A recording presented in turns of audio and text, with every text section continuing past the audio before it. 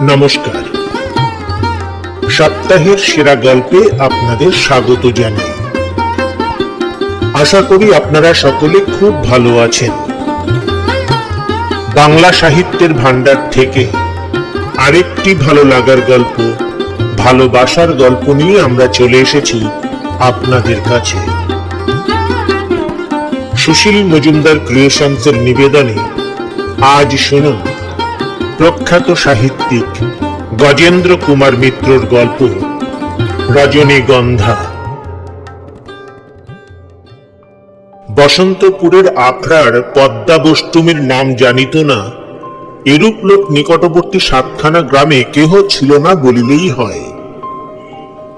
তাহার কারণ এই 15-16 বছরের মেয়েটির উৎপাতে সমস্ত দেশের লোক উদ্বস্ত হইয়া উঠিয়াছিল, অথচ তাহাকে শাসন করিতেও কাহারও মন উঠিত না।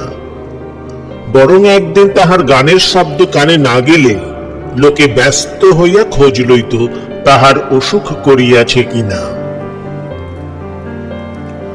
এই মেয়েটিকে বৃন্দাবন দাস বাবাজির গুরু স্বর্গত গোবর্ধন দাস বাবাজি এক গাছ তলায় কুড়াইয়া পান। পদ্ম ফুলের মতো ফুটফুটে মাস 6 মেয়েটিকে পড়িয়া থাকিতে দেখিয়া তিনি কুড়াইয়া লইয়া আসেন এবং অতি কষ্টে অন্যান্য বৈষ্ণবীদের সাহায্যে তাহাকে বাঁচাইয়া তোলেন। তিনি আদর করিয়া নাম রাখিয়াছিলেন রজনীগন্ধা। কিন্তু গোবর্ধন দাস বাবাজি মারা গেলেন তখন রজনীগন্ধার 2 বৎসর বয়স। বৃন্দাবন দাস আখড়ার মহন্ত হইয়া রজনীগন্ধার নূতন করিয়া নামকরণ করিলেন পদ্মা।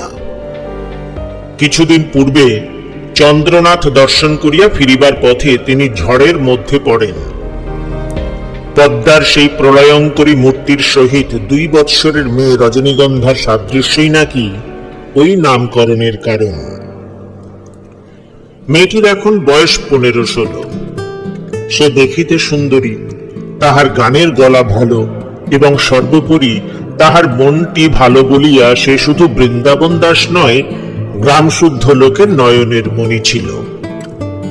সে 1 মিনিটও নিজে না হাসিয়া থাকিতে পারিত না এবং পৃথিবী শুদ্ধ লোক তাহার পাগলামিতে হাসিয়া অস্থির হইত।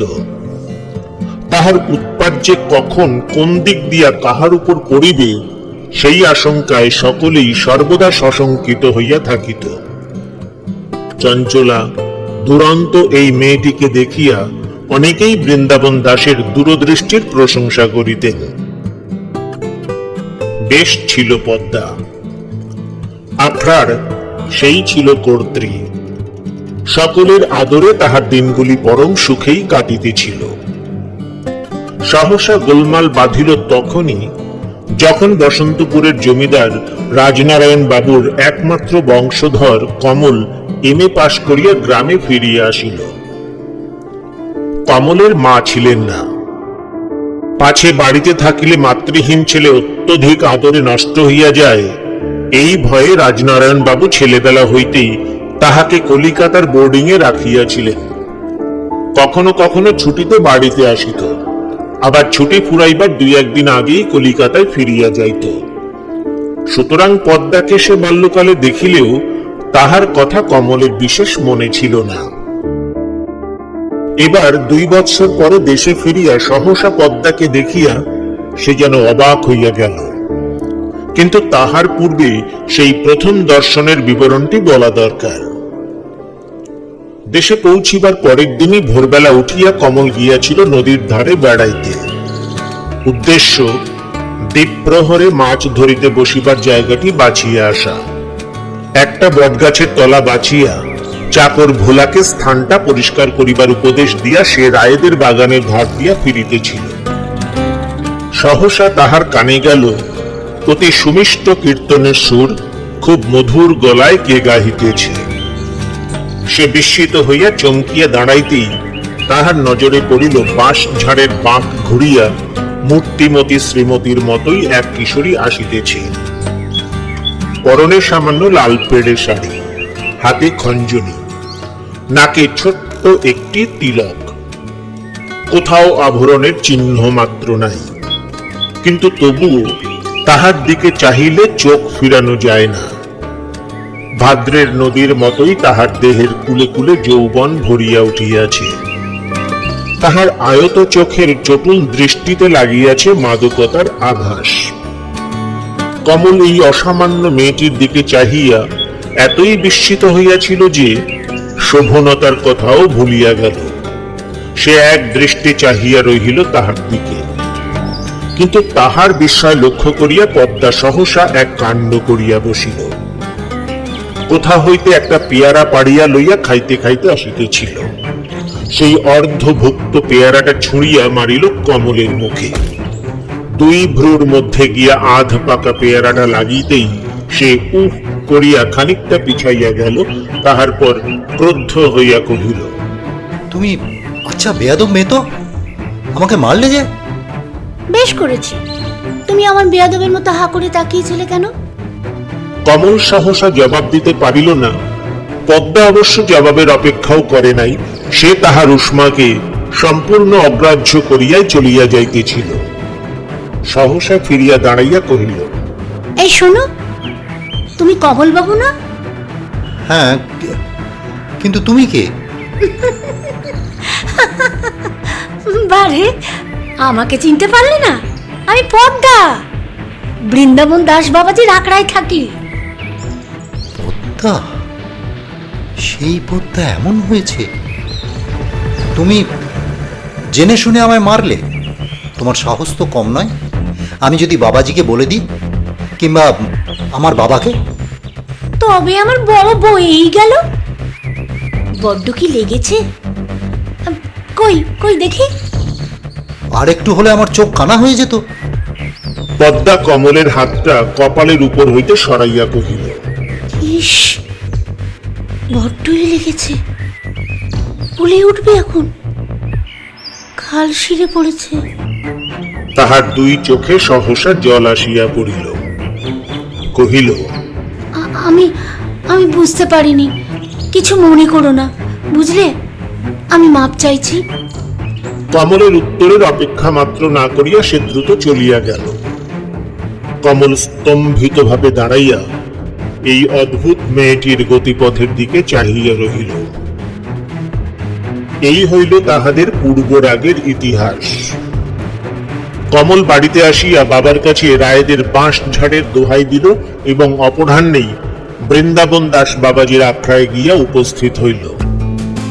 ইহার পর কোথা দিয়া এবং কি করিয়া যে তাহাদের আলাপ এত দ্রুত জমিয়া উঠিল, সে কথা তাহারা নিজেরাই বুঝিতে পারিল না। কমল প্রত্যহ রাত্রি 10টা পর্যন্ত আখড়ায় আড্ডা দিতে লাগিল এবং সকালে পূর্ব ব্যবস্থা মতো পদ্মার ভিক্ষা করিতে যাইবার পথে পথে অপেক্ষা করিতে শুরু করিল। ফলে পদ্মার ভিক্ষার পরিমাণও দিন দিন কমিতে লাগিল। শেষে এমন হইল যে সকালে লোকে কমলকে যে পাড়ার দিকে যাইতে দেখিত, বুঝিত পদ্মাও সেই পাড়ায় ভিক্ষা করিতে যাইল।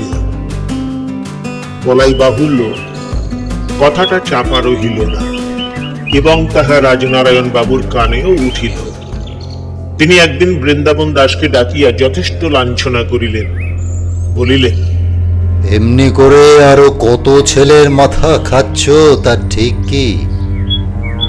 এর যদি আমি শুনি যে খোকা ওখানে যাচ্ছে, তাহলে তোমার ওই 200 বছরের আখড়ায় আগুন লাগিয়ে দেব, বুঝলে? সাবধান। বৃন্দাবন দাস নত মুখেই বাহির হইয়া আসিতেছিলেন। রাজনারায়ণ বাবু পুনশ্চ ডাকিয়া কহিলেন, আর শোনো, এই মেয়েটির কণ্ঠি বদলের ব্যবস্থা করো না কেন? তাহলে তো অনেকটা গোলযোগ মিটে যায়। আগে হ্যাঁ, সেই ব্যবস্থাই করব। তাই করোগে। বরং যদি 20-50 খরচা হয় সে আমি দেব, বুঝলে? বৃন্দাবন ঘাড় নাড়িয়া চলিয়া আসিলেন। সেই দিনই রাত্রে আহারে বসিয়া রাজনারায়ণ বাবু কমলকে বলিলেন, দেখো, আমি ভেবে দেখছিলুম যে এত বড় জমিদারিটা হাতে কলমে চালাতে গেলে আইনটা জানা দরকার। তুমি বরং কলকাতায় গিয়ে ল কলেজে ঢুকে পড়ো। ওখানে ঠাকুরদের ম্যানেজার আমার বন্ধু, ওকেও আমি বলে দেব। দুপুরের দিকে গিয়ে জমিদারির কাজ কিছু কিছু শিখ। সব পেশাই শিখতে হয়, জমিদারি আপনি চলে না। কমলের মাথায় যে বজ্রাঘাত হইল তাহা রাজনারায়ণ বাবু তাহার মুখ দেখিয়াই বুঝিতে পারিলেন। এইবার তিনি তাহার বৃহত্তর অস্ত্রটি নিক্ষেপ করিয়া কহিলেন, কানা ঘুষ হয়ে শুনছিলুম তুমি নাকি রোজ বৃন্দাবনের আখড়ায় গিয়ে রাত 10টা পর্যন্ত আড্ডা দাও। তুমি জমিদারের ছেলে, ওইসব ভিখারি বৈষ্ণবদের সঙ্গে কি তোমার আড্ডা দেওয়া উচিত? এ কথা যেন আর কোনোদিন না শুনতে পাই। কমল সেদিন সারা রাত ঘুমাইতে পারিল না। পরের দিন ভোরবেলায় কুসুমপুরের রাস্তায় গিয়া দাঁড়াইল।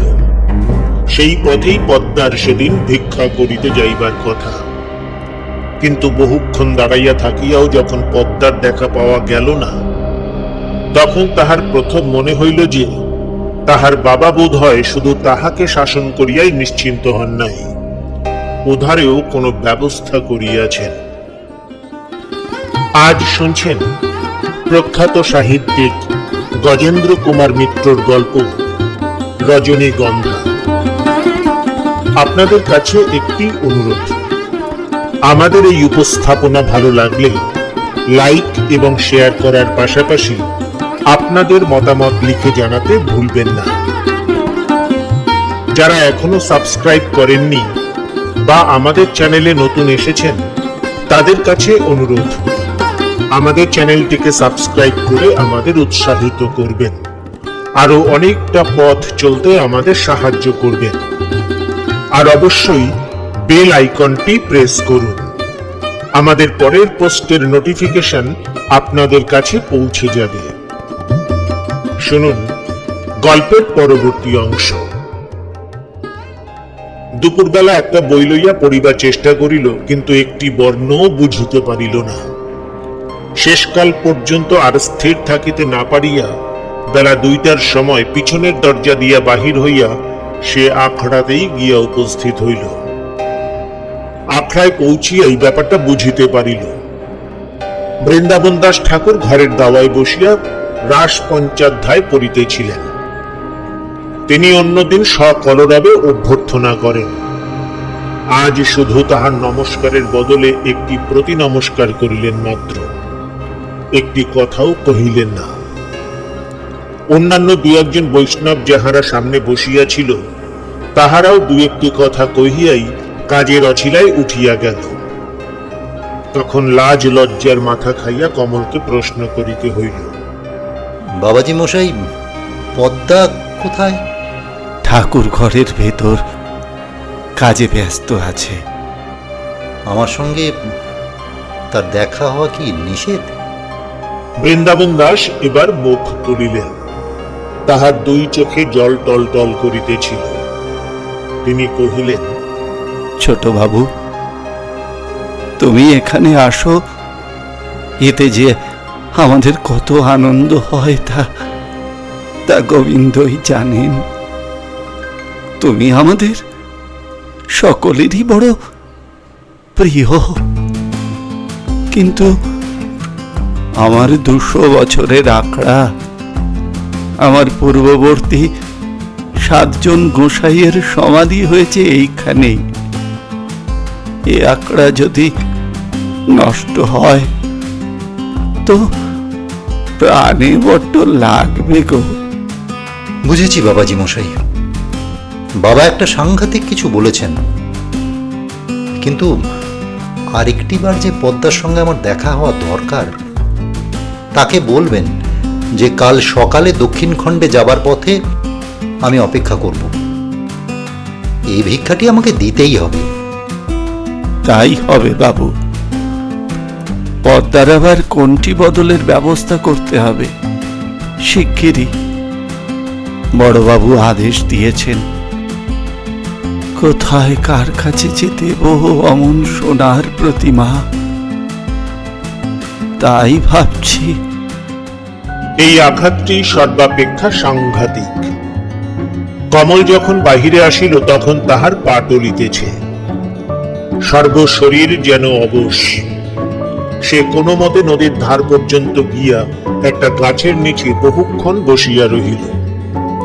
এই গাছের নিচে সে আর পদ্মা কতদিন কত গল্প করিয়াছে, পদ্মা কত গান গাহিয়া তাহাকে শুনাইয়াছে। এই গাছের তলায় প্রতিটি তৃণ সুমধুর স্মৃতি মাখানো। এইখানে বসিয়া বসিয়া এই সত্যটি সে প্রথম নিশ্চিত ভাবে অনুভব করিল যে সে পদ্মাকে ভালোবাসে। পদ্মাকে না পাইলে তাহার সমস্ত জীবন ব্যর্থ হইয়া যাইবে। ঠিক সেই সময় পদ্মাও, চির আনন্দময়ী পদ্মা, বৃন্দাবন দাসের পায়ে মাথা রাখিয়া ফুলিয়া ফুলিয়া কাঁদিতেছিল। বাবাজি মশাই গো, আমি তাহলে বাঁচবো না, মরে যাব। পরের দিন সকালে কমলকে বেশিক্ষণ অপেক্ষা করিতে হইল না। ভালো করিয়া সূর্য উঠিবার আগেই পদ্মা আসিয়া দেখা দিল। কিন্তু যে 1 মিনিটও না হাসিয়া থাকিতে পারিত না, আজ তাহারই মুখ আষাঢ়ের মেঘের মতো কালো ও থমথমে। সে নিঃশব্দে কাছে আসিয়া দাঁড়াইল মাত্র, কথা কহিল না। পদ্মা, শুনেছ সব? শুনেছি, কিন্তু এ কিছুতেই হতে পারবে না। আমি তোমাকে ছেড়ে থাকতে পারবো না। সামনের মাসে আমার কণ্ঠী বদল, নবদ্বীপ বৈরাগীর সঙ্গে। মোৎসবের খরচ দেবেন তোমার বাবা। তোমার কণ্ঠে বদল হবে, কিন্তু সে নবদ্বীপের সঙ্গে নয়, আমার সঙ্গে। তা হয় না। বাবাজি মশাই জীবনে কখনো যেসব কথা শোনেননি, তাই তাকে সেদিন শুনতে হয়েছে আমার জন্য। তিনি আমাকে এতটুকু বেলা থেকে মানুষ করেছে, নিজের মেয়ের মতো ভালোবাসি। তুমি কি বলতে চাও আমার জন্য তার আঁকড়ায় আগুন লাগবে, তিনি অপঘাতে মরবেন? তার চেয়ে আমি জন্ম জন্ম নবদ্বীপের ঘর করব, তাও ভালো। কমল কিছুক্ষণ নিঃশব্দে মাটির দিকে চাহিয়া রহিল। সে নিজের বাবাকে চিনিত। তাহার জীবিতকালে এই বিবাহ দিবার স্পর্ধা বৃন্দাবন কেন, গ্রাম শুদ্ধ কাহারও নাই। সে খানিকটা পরে বলিল, তবে চলো আমরা আজই কলকাতায় পালিয়ে যাই, সেখানে গিয়ে রেজিস্ট্রি করে বিয়ে হবে আমাদের। তারপর খাওয়াবি কি? আজও তো বাবার মাসোহারায় খরচ চলে। নিজের খরচা চালাবার মতো সামান্য টাকাও কি আমি রোজগার করতে পারি না বলে মনে করো? আমি MA পাস তো করেছি।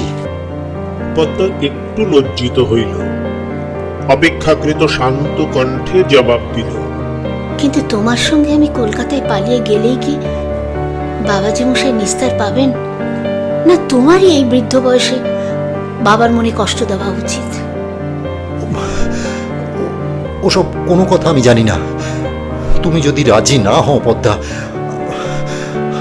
আমি এই মুহূর্তে নদীর জলে ঝাঁপিয়ে পড়ব, তা বলে রাখছি। পদ্মার মুখ এতক্ষণে উজ্জ্বল হইয়া উঠিল, কিন্তু তবু সে কহিল, তুমি ধনীর ছেলে, তুমি লেখাপড়া শিখেছ। আমার মতো জ্ঞাতি গোত্রহীন ভিখারির সঙ্গে এইভাবে তুমি নিজেকে জড়িয়ে ফেলেছ, এতে কি তুমি সুখী হতে পারবে? 2 দিন পরে আমায় আপদ বালাই বলে মনে হবে না? বেশ তো, যদি তাই হয়, আমার শান্তির জন্য, সুখের জন্য তুমি এইটুকু আশঙ্কাকে দমন করতে পারছো না? পদ্মা এইবার তাহার 2টি হাত ধরিল, কহিল, তুমি যদি এভাবে জোর না করতে, তাহলে হয়তো আমাকেই এই নদীর জলে আশ্রয় নিতে হতো। তোমাকে হারিয়ে আমি বেঁচে থাকতুম না কিছুতেই। আমি আর কিছু বলবো না, তোমার যা খুশি তুমি তাই করো। তখন দুজনে প্রায় অর্ধ ঘন্টা পরামর্শ করিয়া স্থির করিল যে কমল সেই দিনই রাত্রে কলিকাতায় চলিয়া যাইবে এবং উপার্জনের চেষ্টা দেখিবে। তাহার পর সেখানে একটা বাসা ঠিক করিয়া গোপনে পদ্মাকে লইয়া যাইবে। সেইখানেই বৃন্দাবন দাস বৈষ্ণব মতে তাহাদের বিবাহ দিবেন। বৃন্দাবন দাস আগের দিন পদ্মাকে বলিয়াই দিয়েছিলেন, তুই যাতে সুখী হোস মা, তাই কর। আমার অদৃষ্টে যা আছে তাই হবে। গোবিন্দের মন্দির তিনি পারেন রক্ষা করবেন, নইলে নষ্ট হয় তাও ভালো। কমল দুপুরবেলা খাইতে বসিয়া রাজনারায়ণ বাবুকে জানাইল, আমি আজই সন্ধ্যার ট্রেনে কলকাতায় যাব বাবা। আজই কেন? ল কলেজে যদি অ্যাডমিশন নিতেই হয়, অনর্থক গড়িমসি করে লাভ কি? রাজনারায়ণ বাবু বুঝিলেন যে ইহা অভিমানের কথা, কিন্তু তবুও ফলটা শুভই হইবে, এই আশায় তিনি মনে মনে খুশি হইলেন।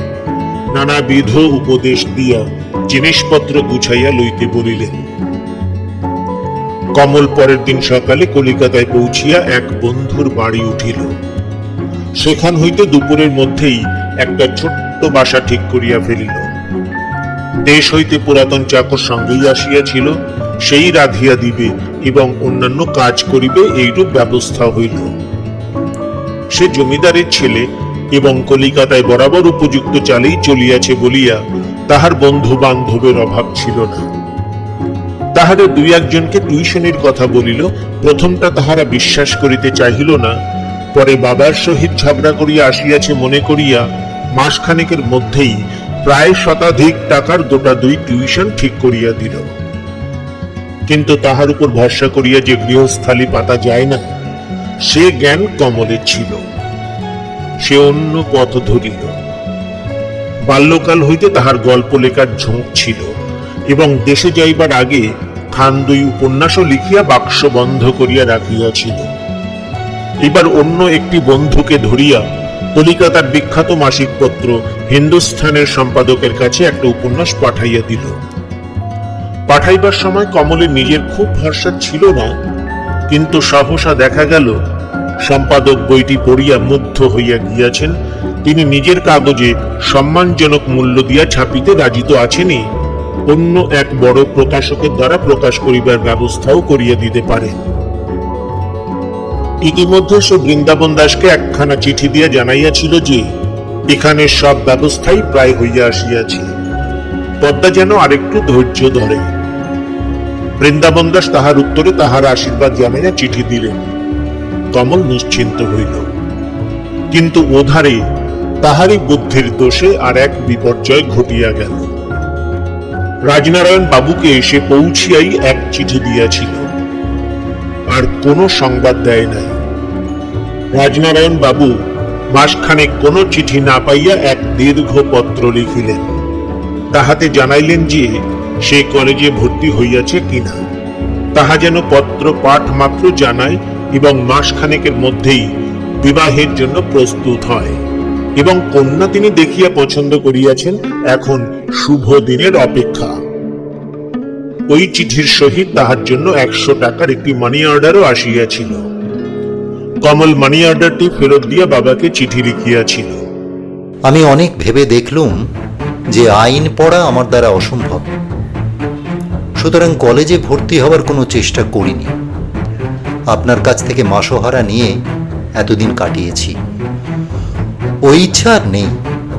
এইবার নিজে উপার্জন করতে চাই, সেই জন্য টাকাটা ফেরত দিলাম। আর বিয়ের চেষ্টাও আপনি করবেন না।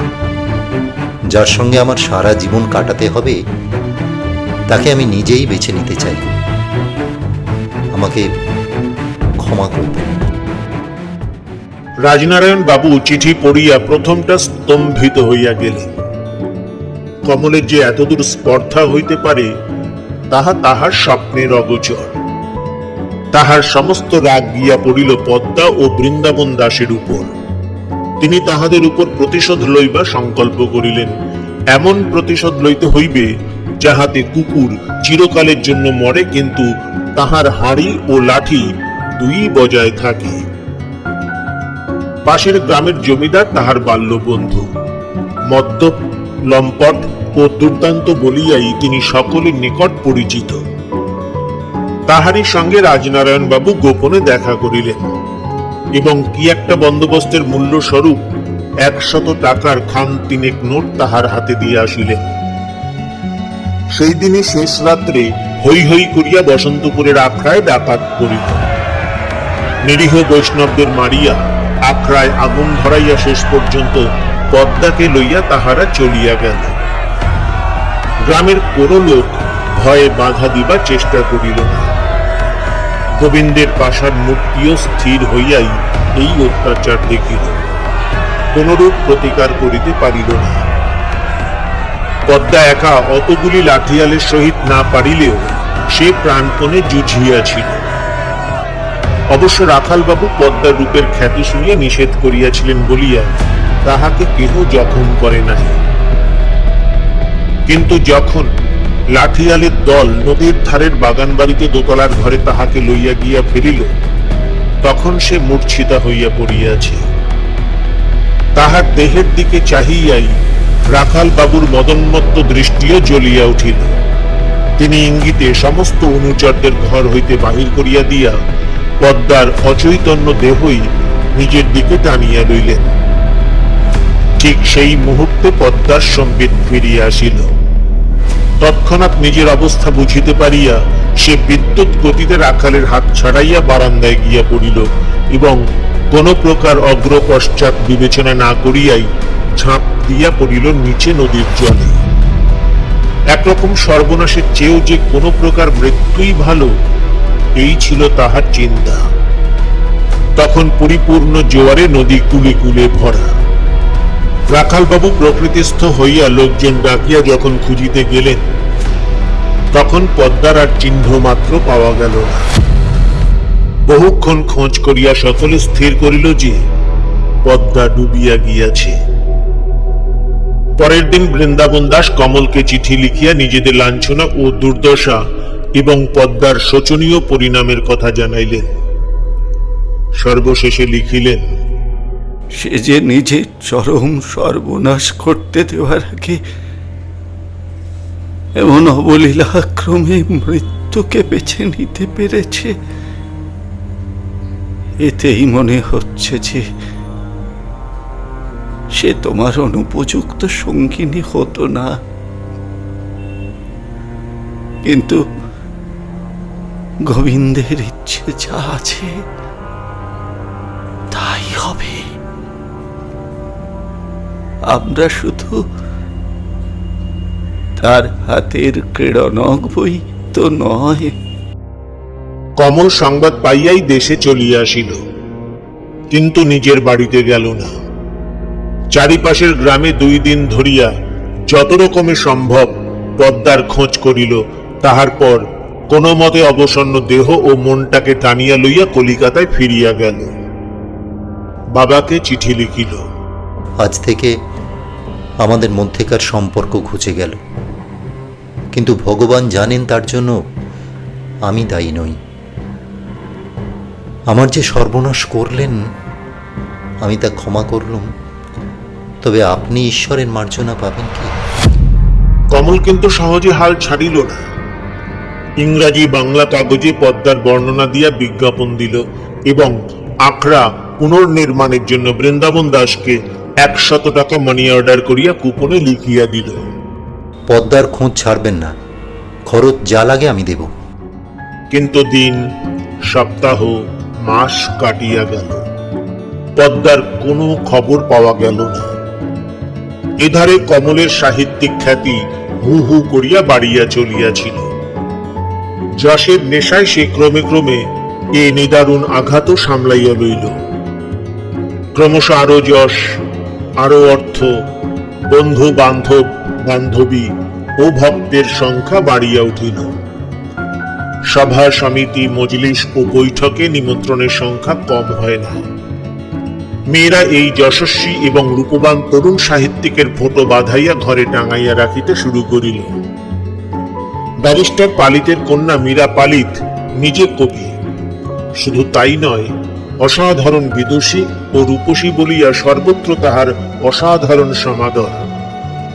সেই মীরাই উচ্চ সমাজে একান্তভাবে কমলের কথা বলিয়া বেড়াইতে লাগিল। আলাপে আলোচনায় স্তুতিতে তাহার মনে নব প্রেরণা দিল। স্পষ্টই নিজের হীনতা স্বীকার করিয়া তাহাকে গুরুত্ব বরণ করিল। যদিও কমল তাহাকে বন্ধুরূপেই দেখিত, তবু রূপসী ও বিদুষী মেয়ের স্তুতিতে মাদকতা আছে বৈকি। এইভাবে সাফল্যের অসাধারণ ঘূর্ণাবর্তে বেচারি পদ্মার স্মৃতি কোথায় তলাইয়া যাইবে, ইহাই তো স্বাভাবিক। নদীর জলে পড়িয়াই পদ্মা প্রথমটা খরস্রোতে বহুদূর চলিয়া আসিয়াছিল।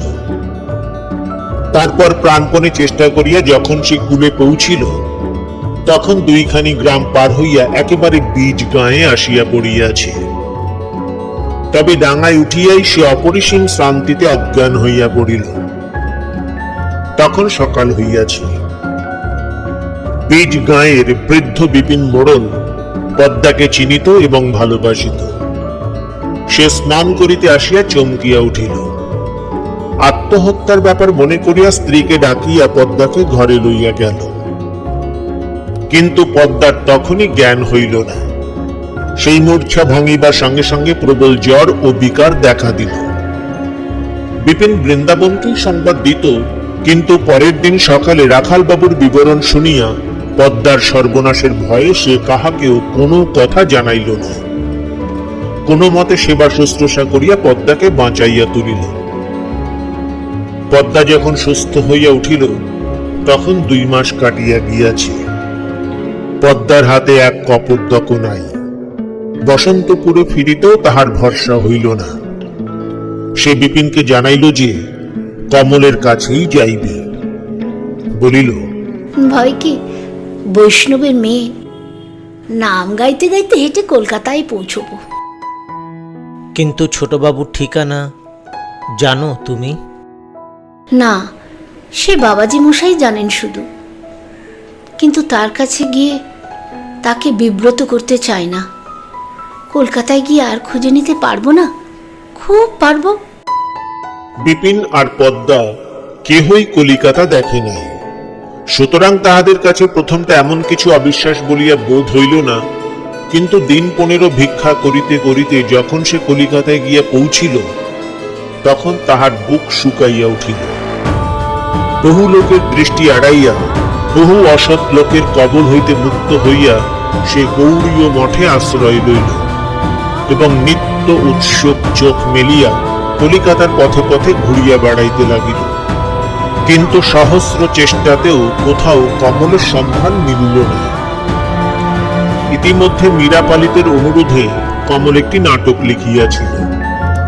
মীরারই বাবার চেষ্টায় কলিকাতার একটা বড় থিয়েটারে তাহা অভিনয়ের ব্যবস্থা হইল।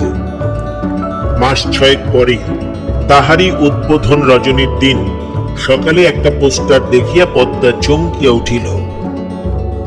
যশস্বী তরুণ সাহিত্যিক কমল কৃষ্ণ রায়ের নূতন নাটক। হয়তো এ আর কোনো কমল কৃষ্ণ রায়, কিন্তু পদ্মার মনে মনে কি যেন বলিল যে এই সেই, যাহার জন্য তাহার এই নিদারুণ দুঃখের তপস্যা। তাহা ছাড়া সে কমলকে বহুবার বলিতে শুনিয়াছে যে সে বই লেখে।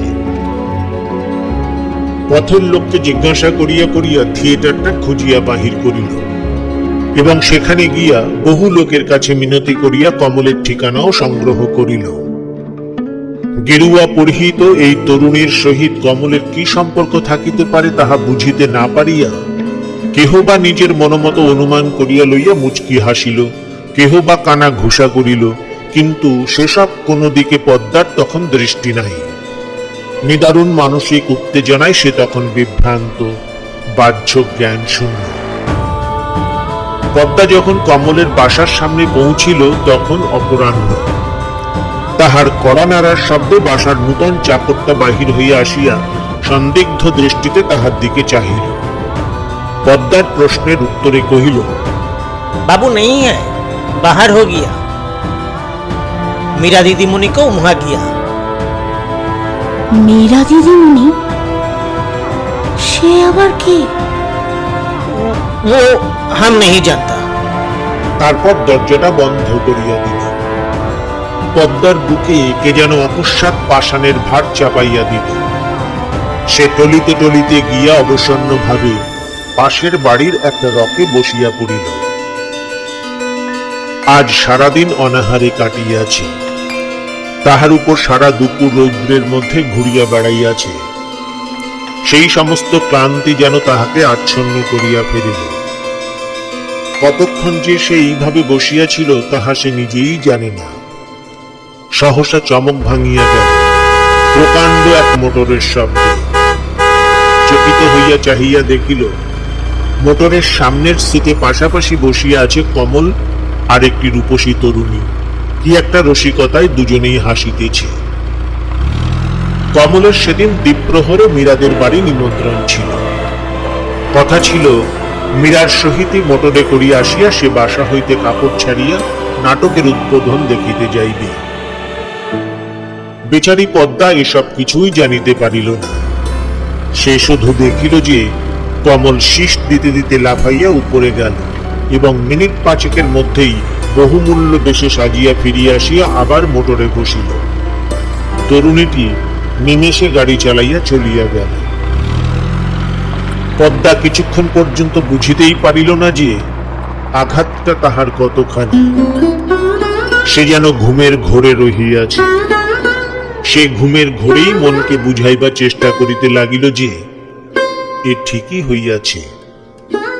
কমল জমিদারের ছেলে, কমল বিদ্বান, আর সে জ্ঞাতি গোত্রহীন ভিখারিণী।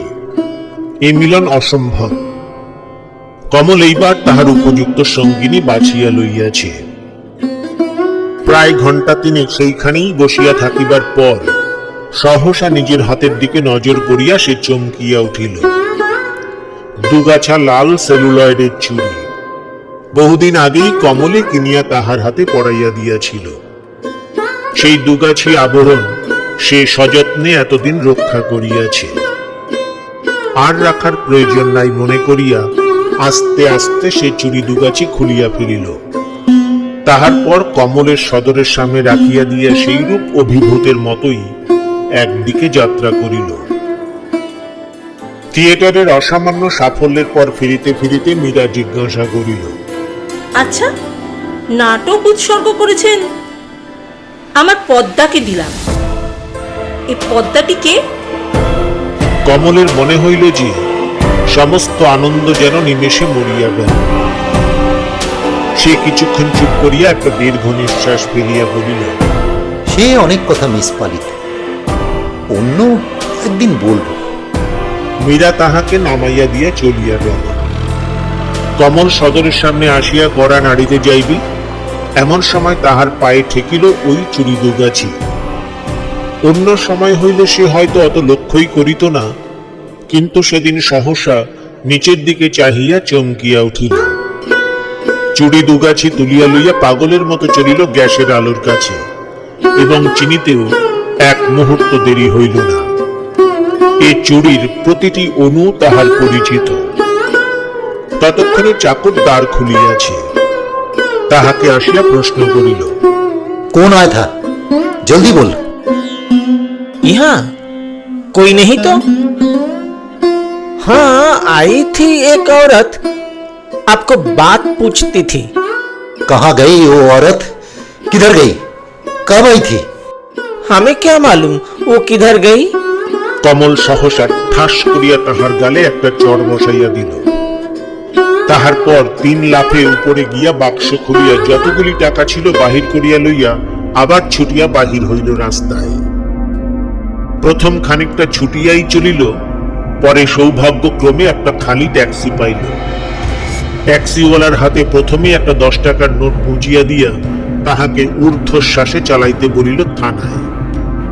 থানায় রাত্রে যে দারোগা বাবু চার্জে ছিলেন তাহাকে সংক্ষেপে পদ্মার বর্ণনা ও নিজের পরিচয় দিয়া এক মুঠা নোট বাহির করিয়া তাহার সামনে রাখিল। কহিল, এখনই সমস্ত বিটের কনস্টেবলকে খবর পাঠান। যত টাকা খরচ হয় হোক, যে খোঁজ এনে দিতে পারবে আমি তাকে 1000 টাকা বকশিশ দেব। সেখান হইতে যখন সে বাহির হইল তখন আকাশে বৃষ্টি নামিয়াছে, কিন্তু তাহারই মধ্যে সে গাড়ি চালাইতে বলিল। গঙ্গার যতগুলি ঘাট আছে সেইগুলি আগে দেখিতে হইবে, কারণ যে অপরিসীম অভিমানে সে ওই দুগাছি চুরি তাহারই দ্বার পথে ফেলিয়া গিয়াছে, তাহার একমাত্র পরিণতি আত্মহত্যা। কিন্তু বিধাতা বিরূপ। ঝড় উঠিল, এবং সে ঝড় দেখিতে দেখিতে এমন প্রবল আকার ধারণ করিল যে আর গাড়ি চলে না। ভীষণ দুর্যোগ দেখিয়া ট্যাক্সিওয়ালা একটা গড়ির মধ্যে ঢুকিয়া পড়িয়া তাহাকে নামাইয়া দিল। কিন্তু কমলের তখন অপেক্ষা করার সময় নাই। সে সেই প্রলয়ের ঝড় মাথায় করিয়াই কোনো মতে পথ চলিতে লাগিল।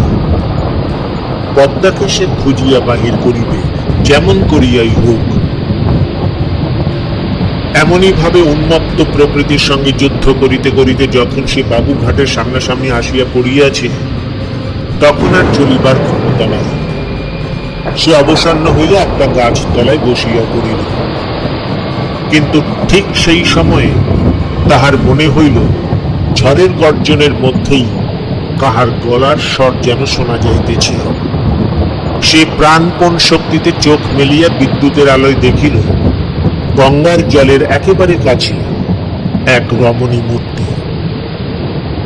সে পদ্মা বলিয়াই চিৎকার করিয়া উঠিয়াই একেবারে অজ্ঞান হইয়া গেল। পদ্মা মৃত্যুর পূর্বে জন্মের শোধ একবার গান গাহিয়া লইতেছিল, কিন্তু কমলের ডাক তাহার কানে পৌঁছিল। সে বিদ্যুতের আলোতে কমলের দেহ দেখিতে পাইয়া পাগলের মতো ছুটিয়া আসিল। তাহার মাথাটা নিজের বুকের মধ্যে টানিয়া লইয়া আকুল ভাবে ডাকিতে লাগিল। ওগো, অবাকের জন্য কেন এমন সর্বনাশ করলে গো?